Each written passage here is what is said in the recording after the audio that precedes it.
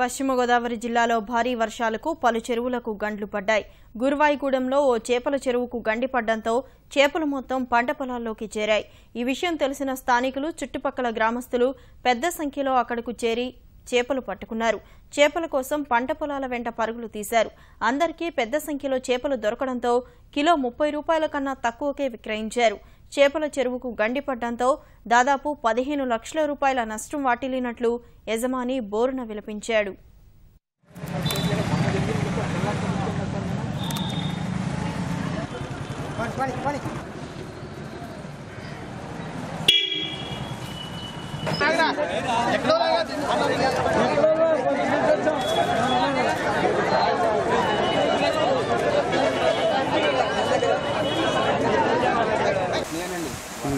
పైనుంచి మామూలు రాలేదండి.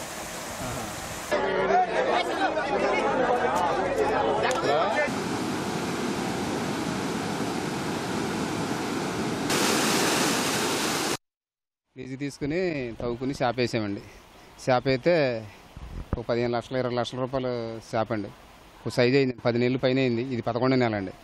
అయితే ఇంకో నెలకు పట్టుబడి దగ్గరికి వచ్చిందండి. పడదా ఉండేటికి రాత్రి వచ్చిన వర్షానికి మొత్తం కొట్టుకుపోయిందండి. మొత్తం డాము మొత్తం లేచిపోయింది.